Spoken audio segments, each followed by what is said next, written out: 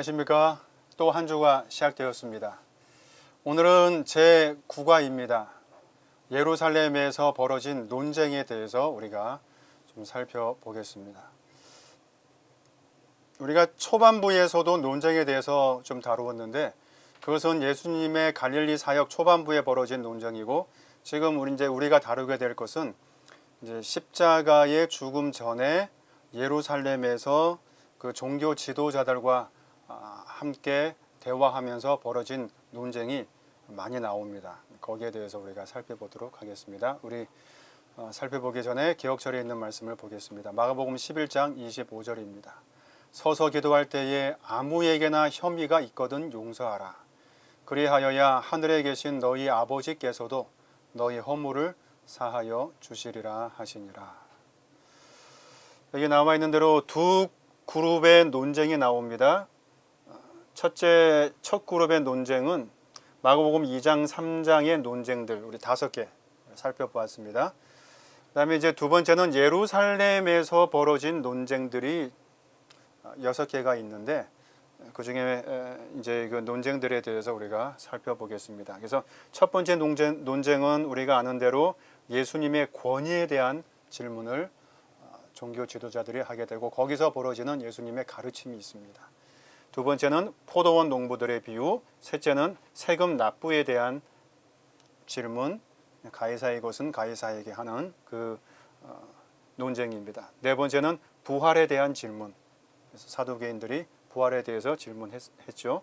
다섯 번째는 가장 큰 계명에 대한 질문, 그다음에 여섯 번째는 예수님이 바리새인들에게 질문하시는 그 내용을 통해서 가르치시고자 했던 그 사건, 그것을 우리가 좀 보도록 하겠습니다. 그래서 사역의 기간을 보면 조금 비대칭이죠. 마가복음 1장부터 10장까지의 내용이 3년 반 기간이라면 마가복음 11장부터 16장의 그 긴 그 분량은 일주일 조금 넘는 기간에 벌어진 그 사건을 11장부터 16장까지 굉장히 방대하게 세세하게 기록한 책이 이 마가복음입니다. 마가복음이 다른 복음보다 조금 특이해요. 그래서 어떤 학자는 예수님의 십자가의 사건이 마가복음에서 이야기하는 원래의 본론인데 그 본론을 이야기하기 전에 가장 긴 서론을 썼던 그 책이 마가복음이라고 할 만큼 이 예수님의 마지막 순환과 십자가 사건을 굉장히 많은 분량을 할애해서 기록하고 있습니다. 특별히 우리가 보게 될 11장과 12장은 6월절, 3월에서 4월 그 6월절 기간에 예루살렘에서 이루어진 예수님의 사역을 다루고 있습니다. 그래서 이때에 주로 논쟁이 펼쳐졌는데 그것을 우리가 살펴보겠습니다. 이번 주 교과의 목적은 사람이 하나님과 반목하는 것은 무엇 때문인가 하는 것과, 두 번째, 성령의 부르심을 저항하게 하는 편견을 깨트리기 위해 그리스도인들이 할 수 있는 일은 무엇인가. 그래서 이 목적을 가지고 우리가 좀 이번 교과를 살펴보겠습니다. 일요일 교과입니다. 승리의 입성, 마가복음 11장 1절부터 11절의 본문입니다. 우리 주님께서 이제 갈릴리에서 예루살렘으로 오시면서 제자도에 대해서 이야기하시고 드디어 예루살렘에 도착하십니다. 그런데 예루살렘에 들어가시기 전에 베다니에서 짐을 푸셔요. 그래서 베다니에서 이제 예루살렘으로 3번에 걸쳐서 왕복하시면서 벌어지는 그 사건이 이제 오늘 이번 그 교과에서 다루게 될 사건입니다. 그래서 베다니에서 예루살렘까지는 대략 한 3km 정도 됩니다. 그래서 이제 그 예루살렘에 들어가셨다가 다시 베다니에 머무셨다가 다시 다음날 들어가셨다가 또 다시 나오셔서 베다니에 머무셨다가 또 다시 들어가시고, 이런 것을 3번 반복합니다. 그래서 마가복음의 특징이 3번 3이라는 것을 많이 쓴다 그랬죠. 그 중에 하나입니다. 그런데 이제 예수님께서 처음으로 이제 갈릴리의 사역을 마치시고 예루살렘으로 들어가실 때에 뭔가 이벤트를 하셨어요. 우리가 너무나 잘 아는 나귀를 타고 예루살렘을 들어가셨습니다. 매우 이례적인 것이에요. 제자들도 놀랬습니다. 그냥 우리 주님께서는 이렇게 들어가시면 되는데 늘 하셨던 대로 도보로 그냥 걸어서, 그런데 이때는 우리 주님께서 그렇게 하지 않으시고 나귀를 타고 들어가셨어요. 왜 그렇게 하셨을까? 그것은 몇 가지 이유가 나오는데 네 가지로 제가 한번 정리해 봤습니다. 첫째는 구약 예언의 성취예요. 구약적 배경의 메시아임을 선포하는 것입니다. 예수님은 구약의 배경을 가지고 오신 분이에요. 구약과 동떨어져서 오신 분이 아닙니다. 구약과 긴밀히 연결되어서 오신 분이에요. 그래서 그것을 스가랴 9장 9절로 10절 나귀를 타고 오시는 평화의 그 왕의 모습을 그대로 재현하시기 위하여 나귀를 타고 입성하십니다. 그래서 구약 예언의 성취입니다. 그분 자신이 메시아로서 구약 예언의 성취자이십니다. 두 번째는 평화의 왕을 상징합니다. 로마에서는 왕이 즉위식을 하거나 뭔가 이렇게 큰 행사로 입성할 적에는 나귀를 안 타고 말을 타요. 말은 뭐냐면 전쟁을 이야기합니다. 전쟁에 나아가서 승리하는 것을 상징해요.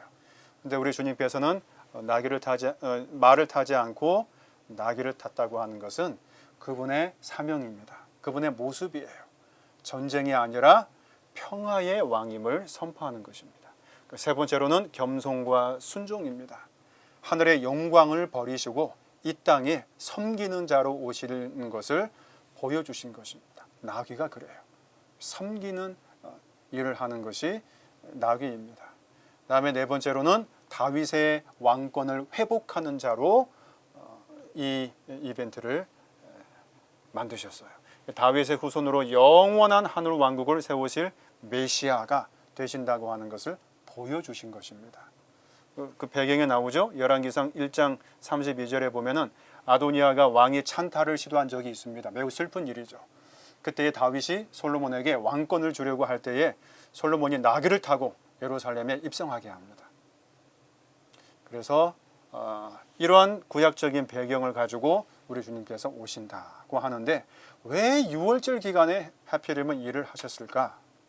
여기 보면 당시에 예루살렘을 나귀를 타고 입성할 때의 상황을 보면 당시 인구는 평상시에는 6월절이 아니라 평상시에는 4만에서 5만여 명 정도가 거주했다 그래요. 그런데 6월절이 되면 온 나라 각처에서 또 디아스포라, 외국에 흩어져 있는 교포들이 다 몰려들었습니다. 그래서 학자들에 따라 조금 다르지만 여기 유명한 요아킴 예레미야스라고 하는 학자는 요 6월절 기간에는 대략 50만 명에서 100만 명 정도가 모였을 것이라고 추산합니다. 그건 좀 너무 많지 않나 해가지고 E.P. 샌더스는 한 30만에서 한 50만 명 정도가 모였을 것이다. 근데 이제 역사학자 요세푸스는 270만 명 정도가 모였을 것. 이건 너무 과장된 숫자입니다. 그래서 이제 보통 학자들은 6월절 당시에는 50만 명에서 100만 명 정도가 아마 모이지 않았을까 그렇게 예측을 하고 있습니다. 추정을 합니다. 예루살렘의 규모를 보면 예루살렘에는 해발 740m 높은 곳에 있었죠.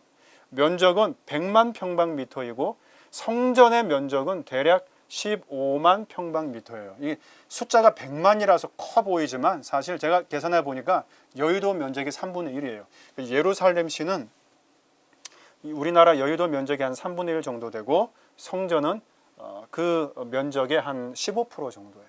그래도 꽤 큰 겁니다.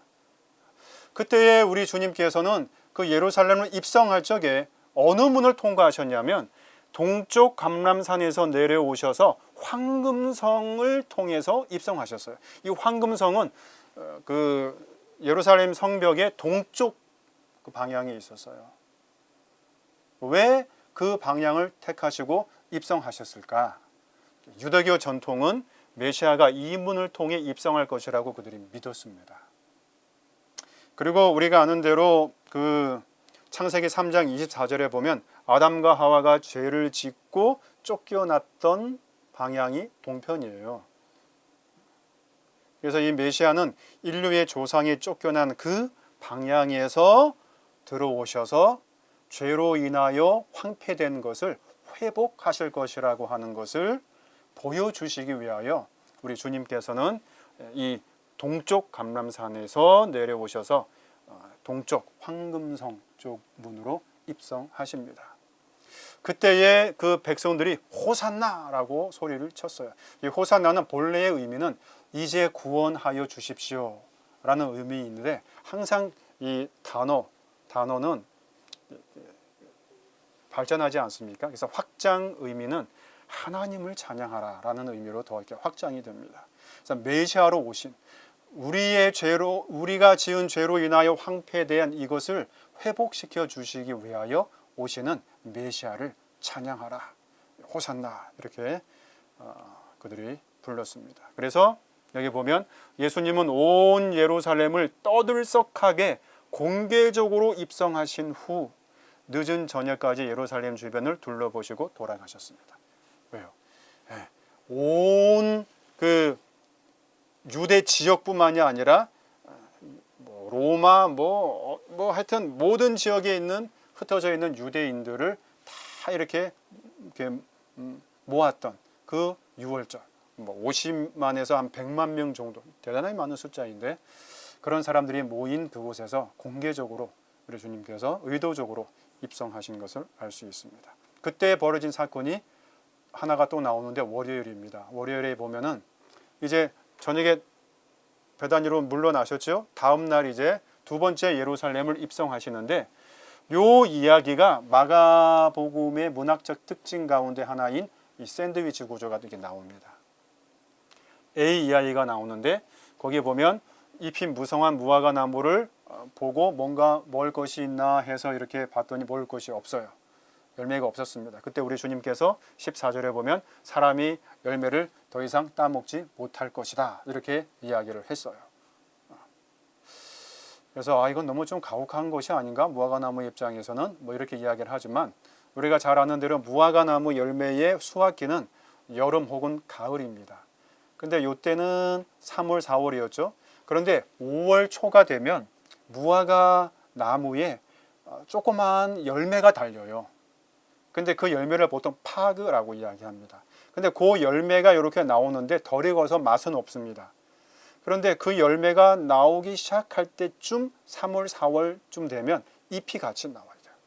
잎이 이제 무성하다고 하는 것은 적어도 파그라고 하는 열매가 맺혔을 것인데 그것조차도 없었다고 하는 거예요. 그것을 우리가 좀 생각해 볼 수 있습니다. 그리고는 이제 성전에 들어가셨는데 이 성전 안이 난장판이 된 거예요.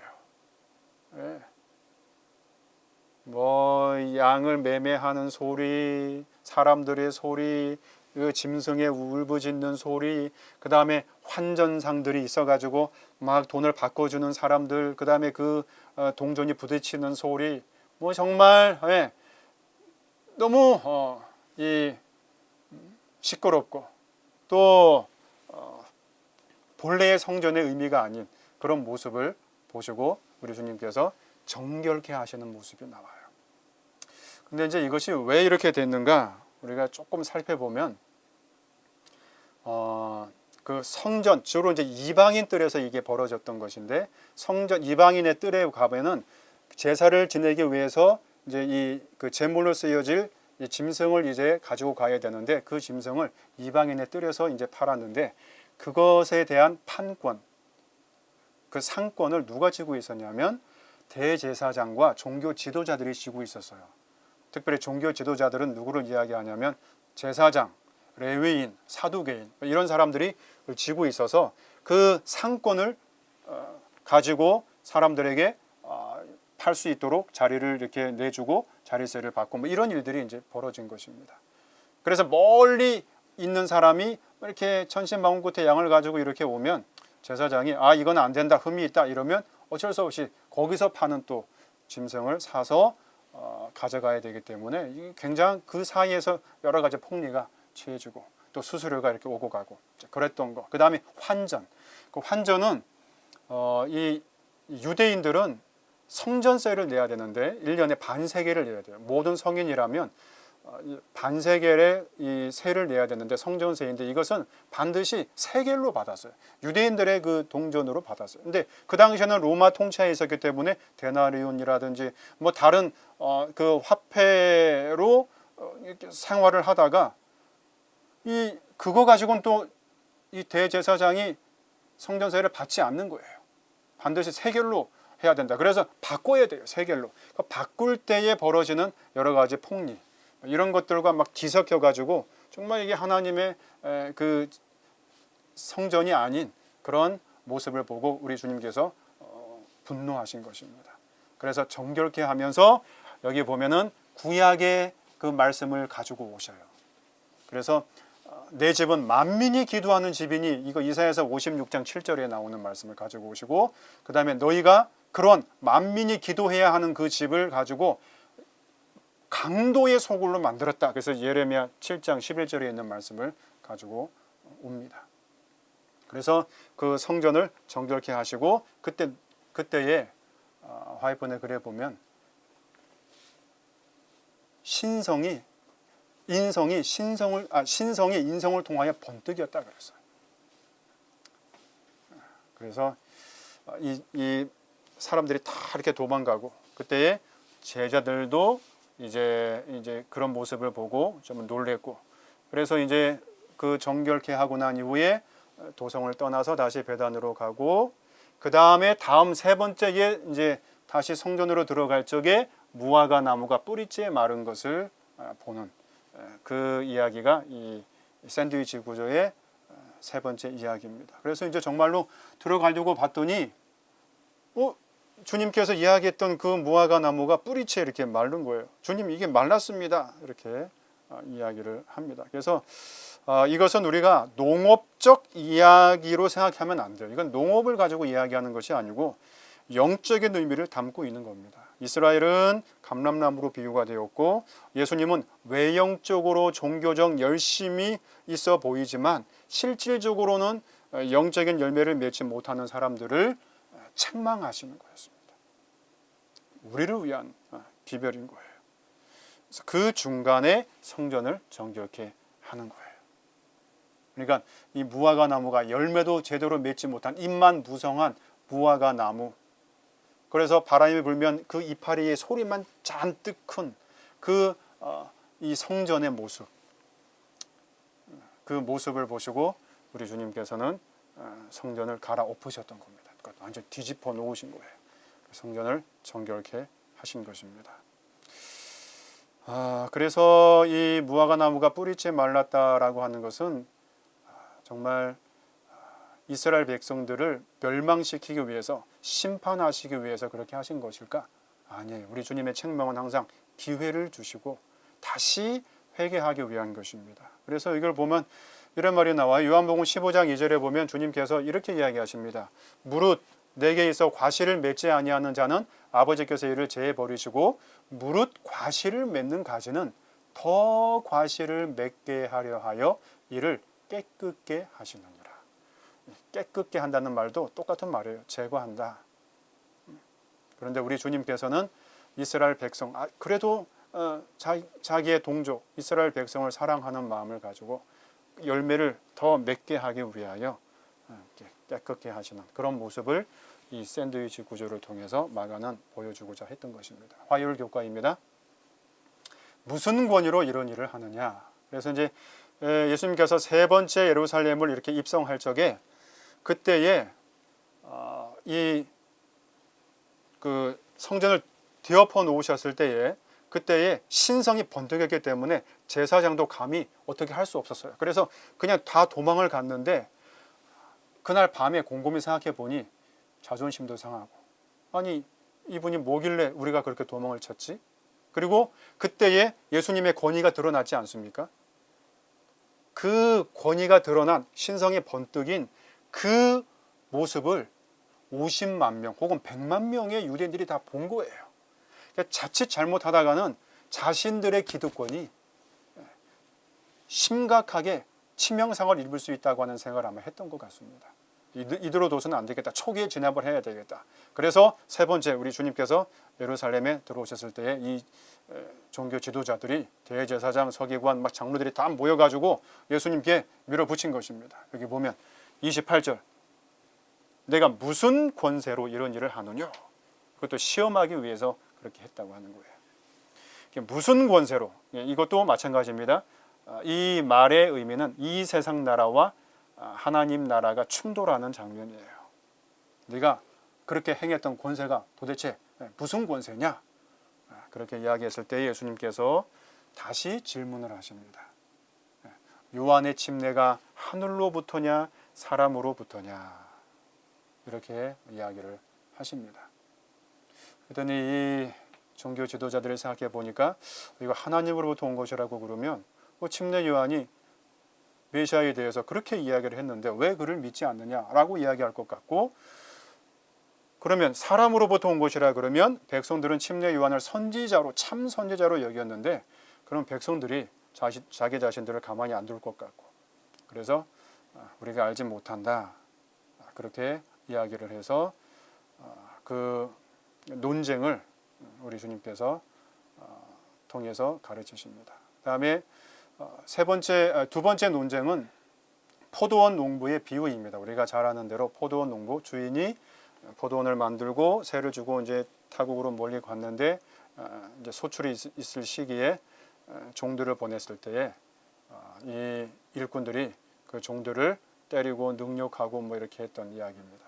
여기 보면은 그 이야기가 나오죠. 포도원 주인은 하나님이시고 포도원은 이스라엘이고 농부는 이스라엘의 종교 지도자들이고 종들은 하나님이 보낸 선지자들. 근데 그 선지자들을 심히 때리고 점점점 이 행위가 더 포악해집니다. 처음에는 때리더니 그 다음에는 머리에 상처를 내고 능욕을 하더니 마지막 아들을 보냈을 때에는 그 아들을 죽입니다. 그 아들은 예수 그리스도를 이야기하는 것이죠. 그래서 이 비유를 이야기하시면서 이 포도원 농부들의 비논리를 우리가 좀 볼 수 있습니다.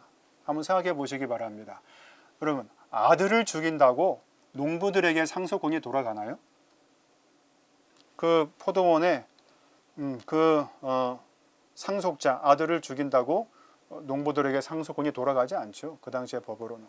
그러니까 비유가 밝히는 것은 예수를 제거함으로 자신들의 권력과 지위를 유지할 수 있다고 생각했던 거예요. 그런데 그것이 잘못된, 그래서 이게 저항을 하는 사람들의 공통점이 뭐냐면 논리가 많이 없어요. 비논리입니다. 그런데 이렇게 비유로 말씀하시는 것은 뭐예요? 우리 주님께서 늘 해 오셨듯이 주님의 견책과 책망은 한 번 더 회개의 기회를 주시기 위하여 그렇게 한 것입니다. 부자 청년에게도 하나님의 나라의 제자들을 이야기했을 때에 예수님이 그를 사랑하는 마음으로 하셨다. 보았지 않습니까? 여기서도 마찬가지죠. 이런 비유를 하신 것도 마찬가지입니다. 그 다음에 수요일 교과입니다. 이 땅의 의무와 하늘의 상급에 대해서 마가복음 12장 13절로 27절입니다. 이거 우리가 너무나 잘 아는 내용이지만 좀 살펴보도록 하겠습니다. 이 마가복음 12장 14절에서 이 종교 지도자들이 이렇게 이야기했어요. 가이사에게 세금을 바치는 것이 옳으니까, 옳지 아니하나이까, 이렇게 물었어요. 근데 이렇게 물은 이유는 성경에 보면 책 잡으려 하였다는 거예요. 책 잡으려. 예수님을 책 잡으려고 이렇게 함정에 빠뜨리려고 이런 질문을 했습니다. 근데 우리가 이 사건을 잘 알려면 그 상황을 알아야 돼요. 그 상황이 뭐냐면 예루살렘 성전에서 백성들이 반세겔로 성전세를 내고 있는 그 장소, 그 상황에서 벌어졌던 논쟁입니다. 그때에 이 종교 지도자들이 가이사에게 세금을 내는 것이 옳은 것입니까? 옳지 않은 것입니까?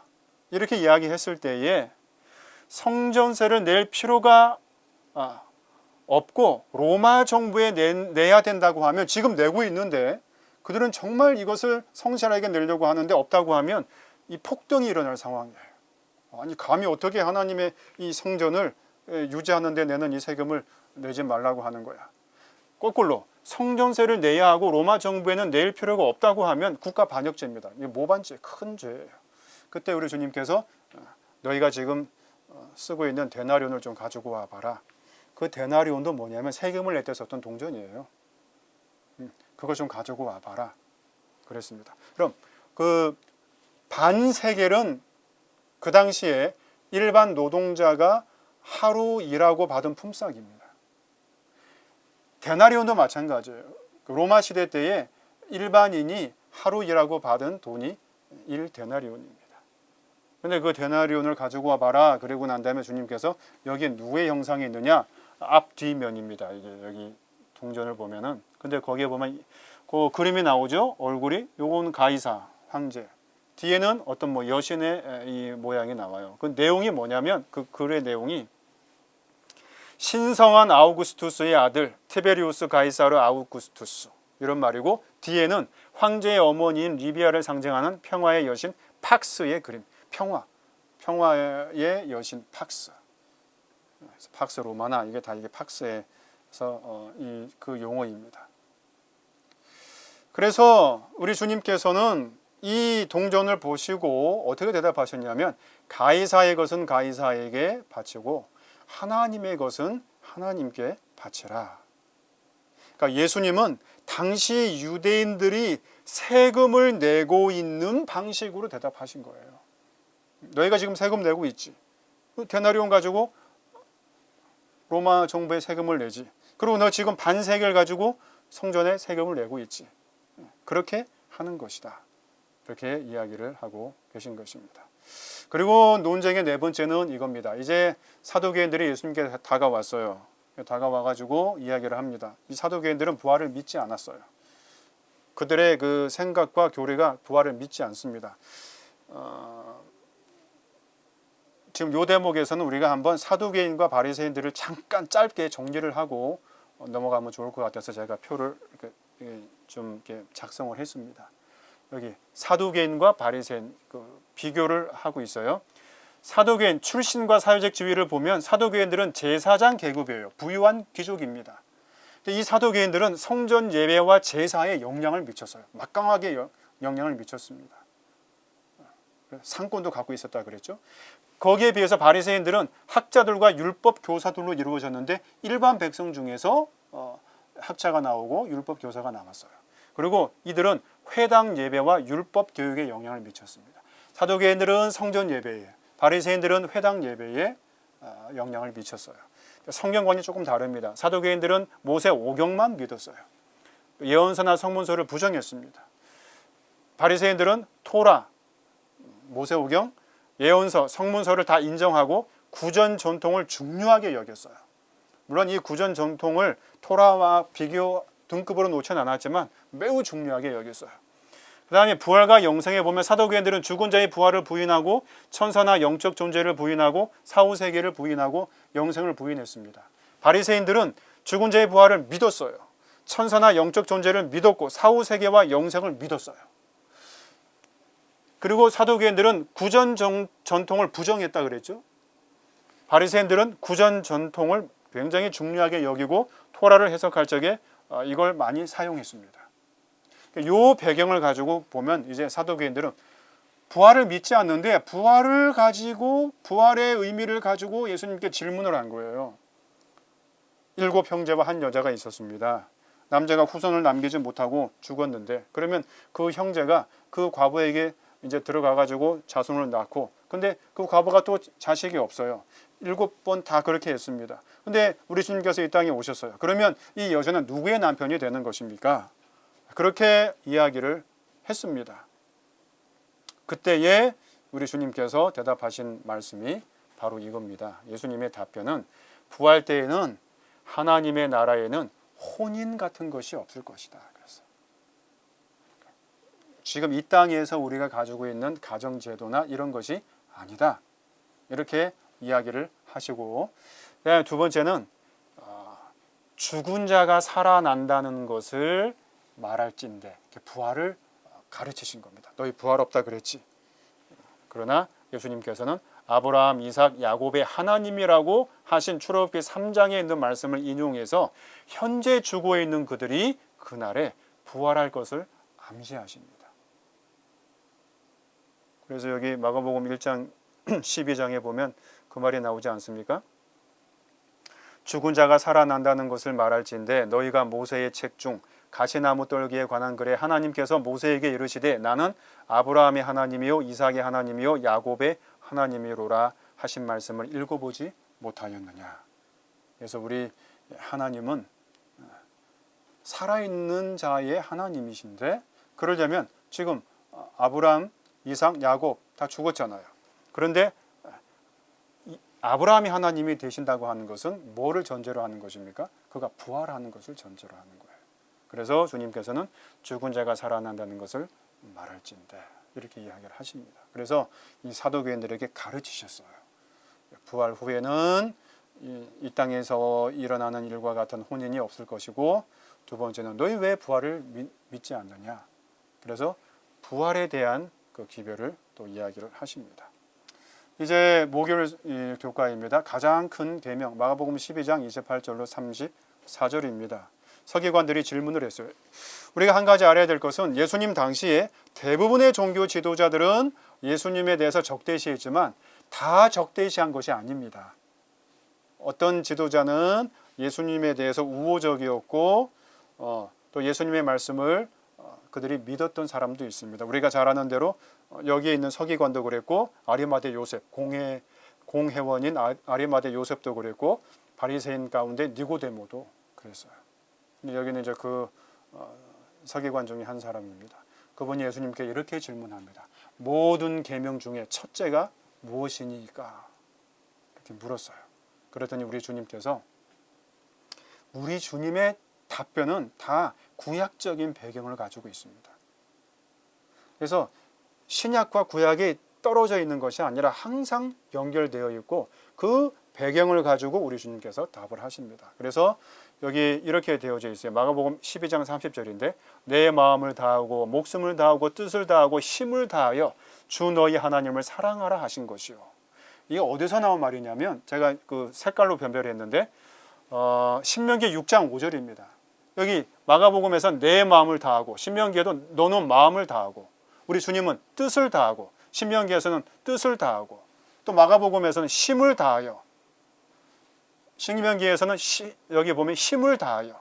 그래서 마음을 다하고 뜻을 다하고 힘을 다하여는 다 신약적인 그 배경, 구약적인 배경에서 나온 것인데, 단지 하나를 더 추가하신 것이 뭐냐면 목숨을 다하고, 그러니까 모든 것을 다하여서 하나님을 사랑하는 것입니다.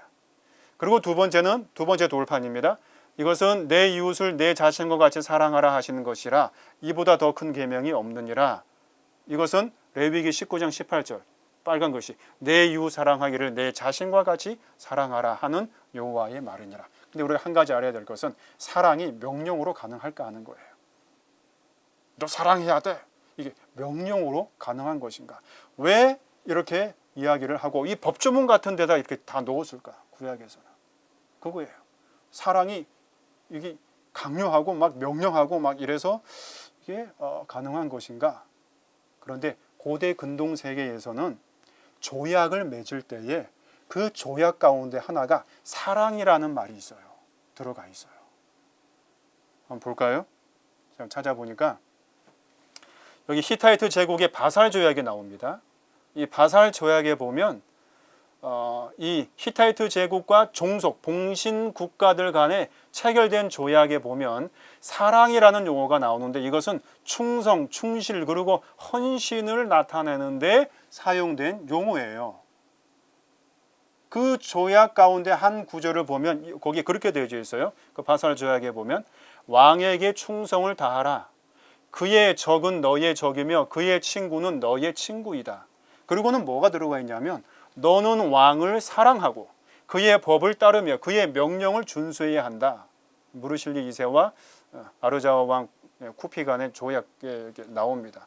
따라서 사랑은 종속국이 히타이트 왕에게 충성하고 서약의 요구사항을 성실히 이행해야 함을 의미하고 있어요. 그러니까 그러니까 조약에서 사랑은 감정적인 애정이 아니에요. 이거는 정치적 충성과 의무의 수행을 나타내는 용어예요. 그러니까 이것은 그 당시에 사람들이 읽으면 그렇지, 아무런 문제가 아닙니다. 그래서 우리가 이거를 그 당시의 배경을 가지고 설명을 하는 것입니다. 그래서 이 사랑하라고 하는 것은 그런 우리 주님께서 이 구약적인 배경을 가지고 이야기할 적에 그렇게 했다고 하는 것입니다. 사랑, 정말 자원하는 마음으로 우리가 해야 되지만 그게 안 될 때에는 정말 이 조약의 어떤 체결 같은 그런 마음으로 우리가 또 해야 되는 것을 볼 수 있습니다. 마지막 금요일 교과입니다. 더 깊은 연구를 위해 시대의 소망 64장, 65장입니다. 여기 이렇게 이야기했습니다. 당신의 능력으로 창조하신 나무를 저주하신 그리스도의 행위는 모든 교회와 그리스도인에게 경고가 된다. 자신을 위하여 사는 자들은 온갖 허세를 부렸으나 열매 없는 무화과 나무와 같다. 그들은 예배의 외형은 지키지만 내적인 회개나 믿음은 없다. 그들은 하나님의 율법을 존중한다고 공언하지만 순종하지 않는다. 시대의 소망 584쪽입니다. 예수님께서 그러한 유대의 모습을 보시고 이스라엘 백성들의 모습을 보시고 이 열매 없는 무화과 나무 그것을 모델로 해서 실물 교훈으로 해서 그들을 가르치시고 또 한 번의 기회를 주시는 것입니다. 이 말씀을 우리가 기도하는 마음으로 묵상하시면서 이것이 우리의 생명의 가르침, 양식이 되기를 바라면서 이번 교과를 마치겠습니다.